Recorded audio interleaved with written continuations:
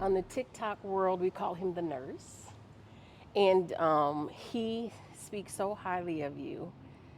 He always has a Gloria story when he comes home to talk about. One of the things that he mentioned to me is that you are going through a divorce Yes, and you're going through a rocky divorce. it's rocky. So, and there are kids involved, Yes, and you are in a lesbian relationship. yes. So, me being a single person, how is it getting a divorce, being in a lesbian relationship with kids? How does the paperwork work with that? How does the technical work with that? So, in the state of Connecticut, if a child is born in wedlock, it is automatically both those parents. At the time that we decided to have children, we actually found a sperm donor. We found someone through another gay couple who used him, and we asked him to donate for us. And before he did that, we had him sign a contract, and the contract was that he was giving his sperm to both of us. So he has no rights. He has no Both rights. of you, so it's not one parent over the other. You both took it. We both took his sperm, right? Who gave birth to the kids? My partner did. I have two children from a previous marriage that are 30 and 28, and then the children that we just had together are 6 and 3. And he came to our home. The sperm donor came to our home because it's costly to go through in vitro. It's thousands and thousands of dollars. I used to work in an in vitro clinic, and yes, nobody knows that part. It is very expensive. Time consuming, expensive, and unpredictable. Unpredictable. So at the time we were looking for sperm, we had actually done through the cryo clinic, we were looking and we were reading a lot of essays in California. And there was a big lawsuit out there because there was a gentleman who was donating his sperm and he had some schizophrenic behaviors and he didn't let people know. So they were getting this and the children now have come of age and they were having some experiences. And so we were really scared to do that. And so that's when I was working as an emergency room nurse at the time. And a client came in who had a epidural headache from delivering a baby, and it was a gay couple. And I said, "Oh, how did you have your baby?" And they said, "Well, we found a sperm donor. He's local here in Connecticut." And then I said, "Do you think you could text him and see if he'd be interested in donating to us?" And first I asked a lot about him. You know, Yeah. he was a Marine. I looked at his picture. I learned a lot about him. He was married. He had a child of his own. He did it. He did it because when he was in high school, his stepfather was a little rough with him, and so his parents moved to Texas, and he was left behind. I think it was Texas. I don't want to be incorrect with that. And he was left behind with his coach, who was a lesbian, living, and so he lived with them for the last year of high school. And he said it was probably one of the best experiences he had, and he grew a lot from that experience. So in his heart, he's like, let's give, lack of a better term, as many lesbian couples kids Yes. so that they can create happy homes as possible. And if I could do that, let's do it. Let's do it, because it's a great environment for them. I get it.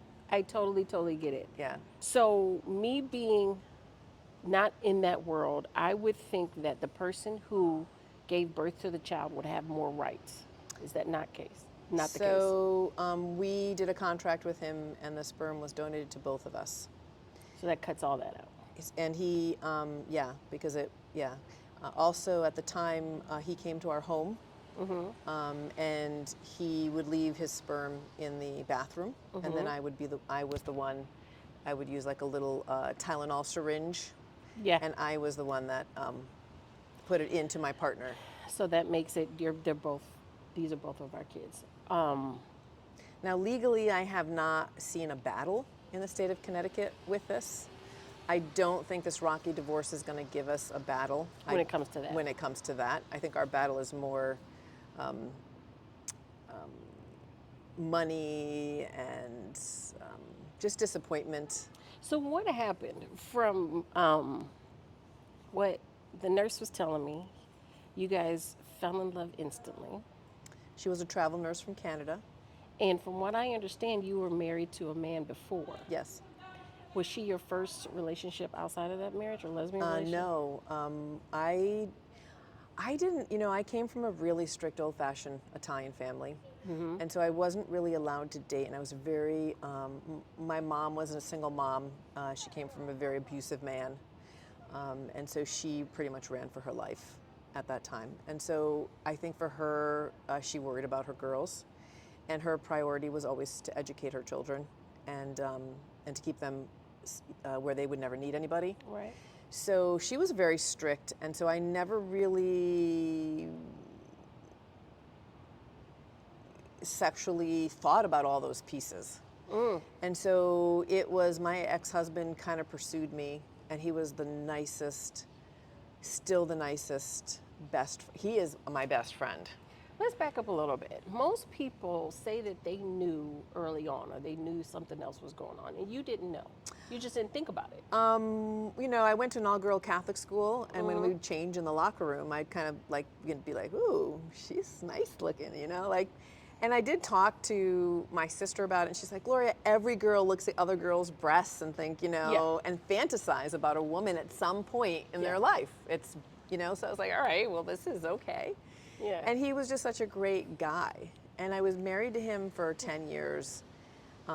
When I told him I definitely knew at that point I was gay, and I didn't want to do anything to cheat on him. And he said to me, "Why don't you just do whatever you want on the side?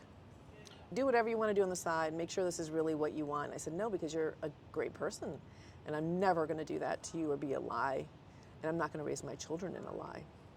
That's heavy. Yeah. Was he still madly in love with you? I think he still loves me, but not in love with me, and I still love him. He's a great person. It's amazing. People don't want to give men enough credit when it comes to sticking by the woman that they love. Men will adapt if they love you and want to be with you. Yes. And I'm learning that as I've gotten older. And it really does boil down to honesty. And don't embarrass him in the streets. If Yes. you don't embarrass him, your man will stand beside you. Yes. And after him, did you go out and have fun and date and explore yourself? Did you have a buck wild phase? Yes. I dated a lot of women. I know that's right. It was crazy. I know that's right. I have no regrets. I experimented everything, everywhere, everyhow.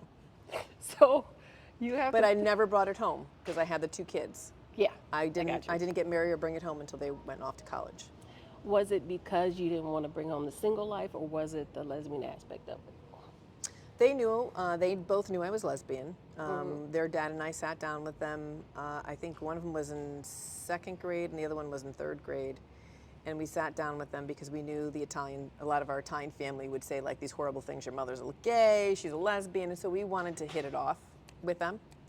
Right, and give them the tools. So we both sat down, and he was a great guy. I remember him saying, "Your mom made a choice.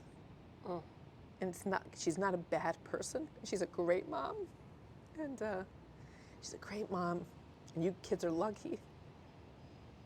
And we're gonna respect her." And that was it. At one point, he was saving money for a house, and he came to live with us for 6 months. I didn't charge him anything; he just lived there for 6 months because he was trying to get a house and he was doing his thing. And he's a great guy. He's a great guy. Great guy. We raised great children together. So you were out in the streets and you had fun, and then you met your wife. And what was it like meeting your, at the time, forever person?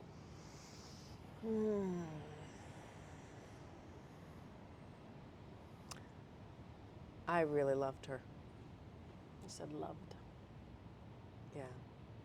Was it love at first sight? No. I thought she was too young for me because there's a 14-year difference. She was a nurse. She was here traveling. She definitely pursued me. At one point I said to her, someone had asked something, and I said something, "Well, I'll give you advice as a mom." And she says, "You're definitely not my mother." I know that's right. I'm Yeah. not mad at that moment. Let's shut this down. That's not where we're going with this. I like that. Yeah. And She's a strong woman. She was in the Army, and she's a strong woman. I went to a lesbian club one time, and to see women being so assertive and aggressive about what they want, was such a foreign concept because normally in like straight clubs, women just sit there and act like they don't see the guy that they like and then they wait for them to come to them. Mm-hmm. But to see women being so assertive after what they want, I loved that moment. Mm. I absolutely loved it. I love strong women. I'm Mm-hmm. a strong woman girl. I think confidence is sexy. Confidence is everything. It's very sexy. So you met her, she pursued you, and then you guys decided to have a child. How far into the relationship? We got married in 2014, and our first child was born in 2017. Okay, so you had a little bit of time together. We traveled a lot.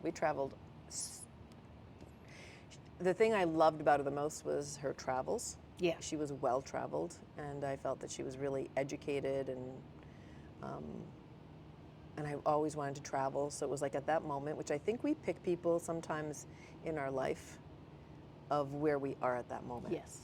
I agree. And that moment, my kids were older, and I was ready to travel. I agree. And she was well traveled. She had been to countries most people don't even go to. And you were ready to start your new chapter in your new life, and then that was it. So, did you want to have a child? No, no, I had my two, but I knew once we married that if she wanted that opportunity, I should support it, and that's what I did. Do you regret that? No, And you remember you don't have to answer. no, I love those kids. They're my Oh. sweet. If I showed you pictures, those kids, love them. When did it start going bad? Because and the reason why I ask that is because the things that he tells me are so extreme. It's like a stranger. You're living with a stranger that you Yeah. didn't recognize and didn't recognize you. Yeah, That treat you like you're the enemy versus Yes. somebody that you were in love with. yeah. What? How did it go bad and what happened? And I think when we had our child, she started going to therapy on her own, and she would say things like, I'm experiencing things that happened in my childhood that I'm having a hard time dealing with. I'm getting angry with things of my childhood because I realize it shouldn't have happened now that I'm a mother. mm, that's heavy. It's heavy. Yeah. And so she started going to a therapist, and I think she loves the children. I know she loves those kids. I think though she's a free spirit, Yeah. and if you're a free spirit, there's a lot of ball and chains that no one talks about. That's why I didn't do it. Yeah, and you, That's why I didn't do it. yeah, I never saw the fantasy of the romance and having kids. I saw the work and the ball and chain that came along with it. hmm Do you think it was just the kids? Do you think it was the marriage too? I think the more she made it difficult for me, the more I worked, Oh. and this is my problem now. The more I worked, the more distant we became, and the more stress was on her. It's so funny because you hear that happen a lot in straight couples. Same thing in a gay couple. Hmm. Yeah. You would think, on my end, I would think it would be easier because you got two women talking to each other, communicating with them, because that's the big thing with women, right? We talk and we communicate. But if you guys are doing the same thing, I would not have expected that to be Yeah, the reason. I think when you throw kids in the mix, I think the dynamic is Changes. yeah. regardless. I definitely made a lot of mistakes. I probably should have been home more. I felt that if I was working so hard, and I gave her my paychecks. I had one credit card to my name. I would give her my accounts, my checks, everything. I filleted everything open for her. She walked into a home I bought when I was 36 years old. I thought, this woman I love, she's an amazing human. My kids never liked her, but they were just ending high school, and at that age, they don't like anybody. You know, that's like the age where you kind of like, You still believe that to be true today? and no, they still don't like her. I think she was different with me as a lover at the time Yeah. than who she really was. I didn't see it. Do you think that she may have used you? If you've given her all your money, you gave her a house, you gave her the babies, I gave her a green card. you gave her all you got. Did you get caught up in the green card? I did, yeah. But I have no regrets Because you got two beautiful children. I love those kids. So this is what I believe. I believe that I've had a lot of ups and downs in my life. And I think that everything's for a reason. Yeah. And we could sit there and say, "Woe me," or we can be like, "Hey, you know what? I had this beautiful woman for 9 years. Sure. Maybe 5 years before she went mad." I traveled to Cambodia and Vietnam and southern Spain and France and England, Hawaii, all the islands of Hawaii for months. It was worth No regrets. No regrets. That is such a magical way to think about it, and if more people thought about it that way, if they had the ability to be about it that way, relationships wouldn't be so bad. It wouldn't be so bad. When I took on that mentality, it was fun while it lasted. Stop being mad at stuff at all. Do you think you guys will ever work it out? We will never get back together because of some of the stuff she's done. The trust, that core trust is gone, and I can't go back to that. What was that moment like? She's snapped. She's crazy, or she's not the person I recognize anymore. When she was cashing my stimulus checks and opening up accounts and telling me that they were just under her name and not telling me where she put them. When she was, so the biggest snap was Christmas Day. On Christmas Day, we were all hanging around my mom's house. And I know this seems so little. No. But it's the littlest thing. Ma'am, it's that one little thread. It's like that That's straw. Yeah, it's That's like, it. wait a minute, this is, I'm done. Yes. Mine was a bag of candy. So go ahead. One day it was a bag of candy. Wow, I get it. you've got to tell me that story. Yes, I will.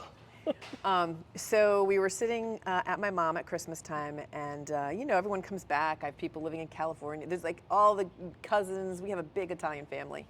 And we're having a great time. We just finished eating, and my son, the 28-year-old that I was telling you about, he was sitting there playing his guitar, just strumming away. And my son, my oldest, he had worked all night in the hospital. So he's playing his guitar, and my son was up all night. They were delivering babies all night long, so he was tired. And usually my boys are, they're very polite. They would never, they're not obnoxious. They're very, and so my nephew says, Mike, I love that you're playing the guitar while we're all just sitting around having our coffee and our drinks. It really gives it a good vibe. Beautiful. Right? Yeah. And so Grandma's like, yeah, I like it too, Grandma walking around. And then my son says to his brother, yeah, Mike, you are like a savant of music, because Michael will hear a song and he'll just play it. He'll listen to it. We'll say, can you play the song? And he'll figure it out on his guitar. And so then she says, oh, please, anybody can play music like that. So Dominic, in defending his brother, because he was just so tired, he's like, you know what, actually, I am tired of you always putting people down. If you think you can play the music, I'll play you a song. Let's see what you can do. And Mike give her the guitar, because she can play the guitar too, but not like he can, right? But it was like she had to just, it was like this, she just had to Debbie Downer the moment. Knock it down, knock it Just had down, to. Just knock had it to. down. And so then my son, I kind of just was like, whatever, we because I was so used to that. What did the room say when that moment happened? Was everybody like, yeah, that's right, tell her? No, because we come from a family where we're not confrontational like that. From an Italian family? Yes, yeah, we're not, believe it or not. It was more like listening and then like, let's change the subject. You know what I mean? Gotcha. Yeah, that's, And so I went home. The next day my son called me to apologize to me. And he said, Mom, I was so tired working all night long. I'm just sorry I confronted her. I didn't want to make you feel uncomfortable. I know she's your wife, and I feel really bad. Because he's a good man. Because he's a good man. And what did you say? He said, but I just couldn't see that anymore. And I said, Dominic, I didn't realize that you guys are putting up with so much. I thought it was just me. And he goes, Mom, she's pretty mean to a lot of people in our family. I said, okay, thank you. And that was it. That was it. The next day I talked to her and I said, this has got to stop. She said she didn't want to talk to me and she walked away. And I filed for divorce. Good job. And it's been jacked up ever since. Ever since. How long y'all been in the process of getting divorced? I served her in March. And so it's only been like 3 months, but it feels like forever. He did tell me that. It feels like forever. And there's no court dates opened until December. And we're still living together. It's been pretty wild. I'm hoping we can, at some point, just get along for the kids' sake. Correct. That was my next question. How are the kids, or is it too early to tell? Do they know what's going on? They definitely know what's going on. It's obvious. How's it for them handling it? I stay away when she has them and I'm working, and then she does her thing. So we try to like offset each other. Do you try to work as much as possible so you don't have to be at the house? No, because I have to work around her schedule. For the So kids. she's now working, which for years I've been asking her to work. So now she's working because we separated the money. So once the money got separated, she decided she wanted to work a little.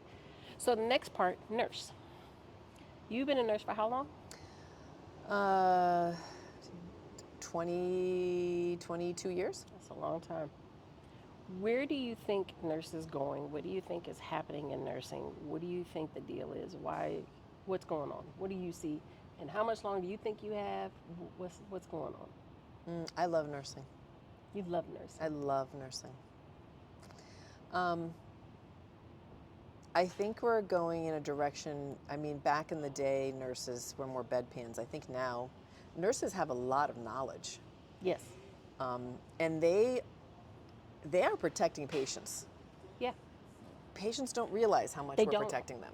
They Right? don't know. They like my doctor said, no, your nurse told your doctor. Yes. Your doctor agreed. Agreed. And signed the paperwork she put in front of Yeah, them. right. I think nursing, we have a lot more males coming in now. Yeah. More so than I've ever seen in my life. And I think it's an honorable profession, though we did lose a lot of our older nurses, and we're going to be losing a lot of nurses. The problem I see is these new nurses coming in, they'll come in, they will work for a couple of years, and they want to get their masters, they want to get their APRNs, they want to get their CRNAs. They don't really want to do that bedside nursing. And that's the heart of nursing. That is like where you need a nurse, right? Right. Because it's more than just handing out medication. Like when you go into that patient's room and like they're breathing a little slowly or their breath sound, you could hear it. When you've been a nurse long enough, you can see someone, and within 10 minutes, you can tell what's going on, right? So you walk into that room, you're assessing a lot, where a doctor's not really going into that room, especially on the floors or in the emergency room when a doctor's got all those patients to do, and you have your 8 patients or your 6 patients, and you're going in that room and you're like, this guy has, CHF. This guy's definitely having a heart attack. And you're like, get him on the monitor, let's do an EKG, draw some bloods, put some IV in there, and then find the doctor, right? But you've already done all those things and started all those things. Right. Where if you don't have a solid nurse there, he's sitting in that corner waiting for a doctor, 20 minutes, a half hour. Because you don't know what you don't know. Right. And you don't feel confident enough to make a decision and deal with the backlash of making a decision without approval. And that comes with time. It comes with skill. I don't care what field you're in. Yes. The nurse. He was telling me that he was offered a position to possibly train nurses while he's traveling. And to me, that sounds so odd. Like, how is a travel nurse going to train nurses in the hospital, new employees? But he was saying that that's just how short they are right now with long-term professional nurses that have been doing it for a while. There's a lot of new grad nurses nursing right now. That you might have 1 or 2 senior nurses who have that knowledge, and everyone else is going to those 1 or 2 senior nurses. Are you finding that the newer nurses are actually staying in nursing, or they're getting in and getting out? Getting in, getting out.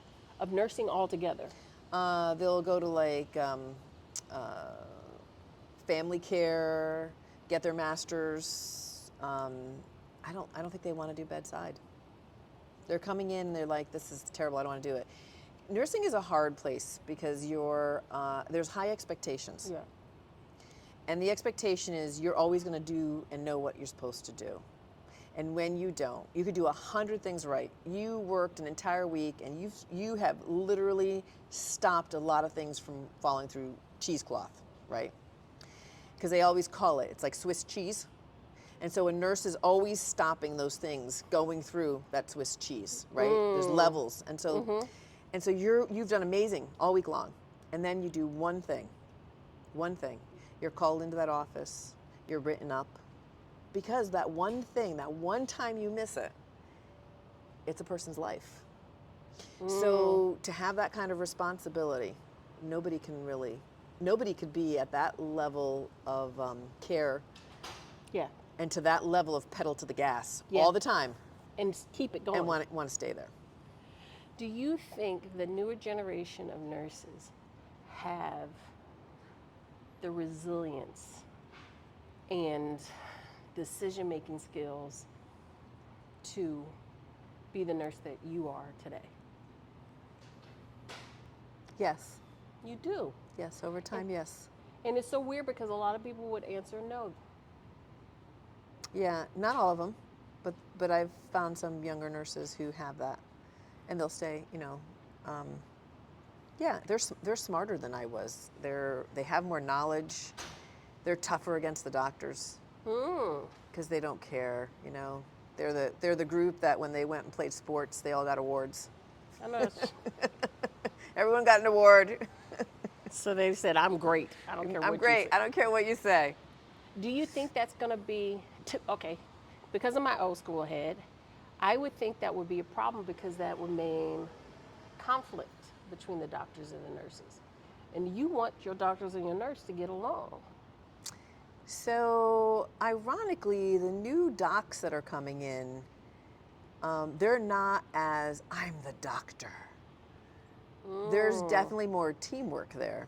I mean, you always have a little bit on that spectrum, you know. Of course. Yeah. But the majority of them, I think, are more open-minded. And I feel like especially with these newer nurses and the knowledge they have, because now, I mean, back then you could have just a degree or you could just have an associate's. Now you have bachelor's, right?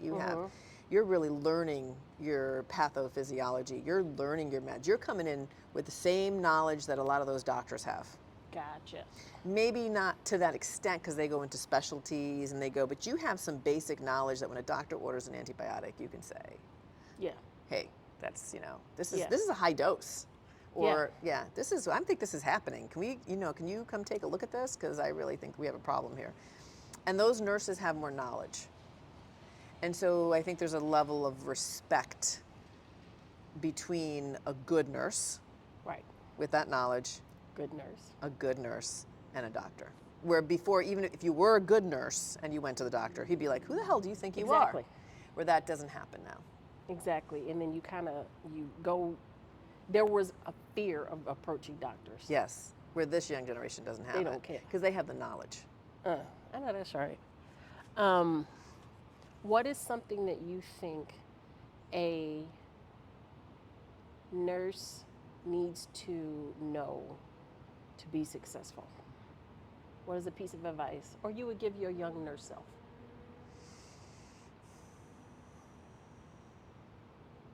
Always do the best you can do. You're going to screw up. And when you screw up, it's okay. My sister's a new nurse. She's over 1 year, and she said the same thing. Do the best you can do. Once you leave the floor, that's it. Whatever you did not do, you'll get to it tomorrow. They'll let you know about it then. Yep.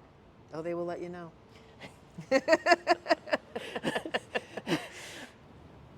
Is this guy okay? Are we working on this? Are we doing anything to help him? So, Yeah, thank you. I don't know. Maybe we should help him. Here, let me grab your stuff. Where'd you come from?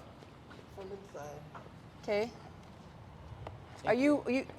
Is this your stance that you walk all the time like this, or?